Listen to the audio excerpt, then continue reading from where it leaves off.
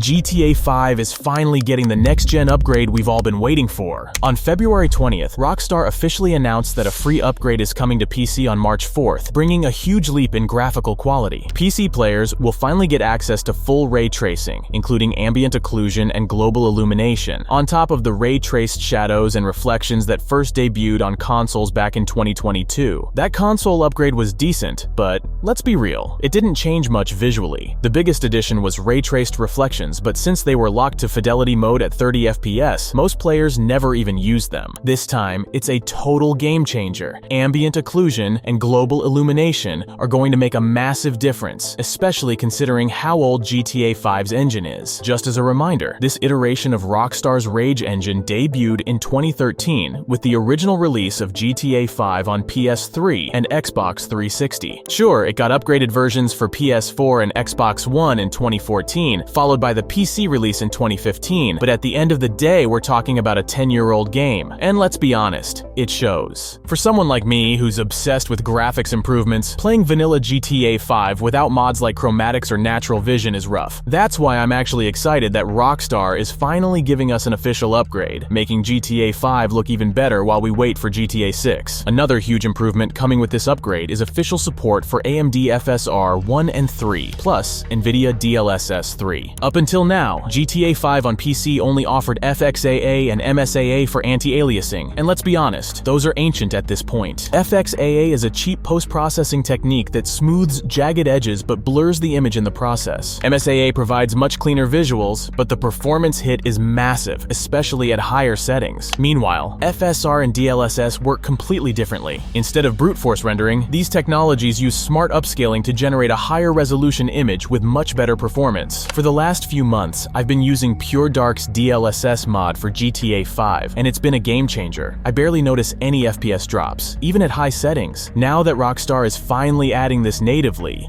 we won't have to rely on mods anymore to get sharper visuals and better performance. And if frame generation is included, that's even bigger. This tech is already widely used in games like Cyberpunk and Alan Wake 2, where it dynamically creates extra frames to smooth out gameplay and boost FPS, especially at higher resolutions. If it works as well in GTA 5, it could significantly improve performance, even on weaker GPUs. Then there's the faster loading times, thanks to SSD optimizations and direct storage support for compatible devices. This one really has me curious, because the difference in loading speeds between an SSD and an HDD is already huge. Even right now, GTA 5 loads significantly faster when installed on an SSD, so I'm really wondering what Rockstar plans to do to make it even faster. If they've properly implemented direct storage, we could be looking at near-instant load times, which would be a massive improvement, especially for players who are used to sitting through long startup screens. Another big upgrade is enhanced support for higher resolutions, aspect ratios, and frame rates. This is great news, especially for players who struggled with ultra-widescreen support. Until now, GTA 5 had a lot of issues on 21 and 32 by 9 monitors. For some, the entire game looked stretched, while for others, the HUD was stuck in the middle of the screen, like a 4:3 aspect ratio, with no option to fix it. Higher frame rate support is also interesting because right now GTA 5 maxes out at 188 FPS. But here's the thing, players have noticed that going above 150 FPS can actually break the game. In fact, most people cap their frame rate at 140 FPS just to avoid game-breaking bugs. One well-known example is the mission complications. If you start it with a frame rate over 140, it will always fail. If Rockstar is finally addressing this, then maybe, just maybe, we'll be able to fully unlock GTA 5's frame rate without worrying about weird physics glitches or mission-breaking bugs. Among the smaller but still notable upgrades, we're also getting DualSense controller support with adaptive triggers and enhanced audio, including Dolby Atmos support and improved sound fidelity for speech, cinematics, and music. As for the DualSense features, it won't really change anything for me since I stick to an Xbox controller anyway, but the audio improvements are actually interesting. GTA 5 already sounds great, and since I have an audio system with Dolby Atmos support, I'll definitely test it out to see if there's any noticeable difference. Now let's talk about the recommended system requirements, because a lot has changed. As you can see in this comparison, the upgraded GTA 5 demands a much stronger build than before. For starters, Windows 10 with the latest service pack is now the minimum requirement, but if you want the best experience, Rockstar wants you on Windows 11. They're also finally ditching ancient CPUs, moving to modern mid-range processors from the last few years. The RAM requirement has doubled, and dual-channel memory is recommended for better performance. And when it comes to GPUs, there's no more room for budget cards. Rockstar now requires at least 4 GB of VRAM, with 8+ recommended for the best results. Plus, SSDs are now a must, no more slow-loading HDDs. Of course, this doesn't mean you're locked out of GTA 5 if your PC doesn't meet these new requirements. Rockstar confirmed that support for the previous version of the game will continue, meaning anyone with older hardware can still play the non-upgraded version without any issues. You should also hold off on upgrading if you plan to keep playing 5M, because the mod won't support the upgraded version of GTA 5 right away. The 5M team has confirmed that server owners should keep running the existing version for now, as official support for the upgrade is still in development. They haven't provided an exact release date yet, but promise to keep players updated as things progress. It's pretty nice of them that the old version of the game will remain supported in 5M, so players who can't meet the higher system requirements of the upgrade won't be left behind. Once support for the new version is ready, server owners won't be forced to switch immediately, meaning some will likely stay on the old build while others move forward. However, there won't be any cross-play between the two versions, so servers will have to pick one or the other. With all this in mind, the next few weeks could get pretty chaotic. Some players will stick with the older version, others will move to the upgraded one,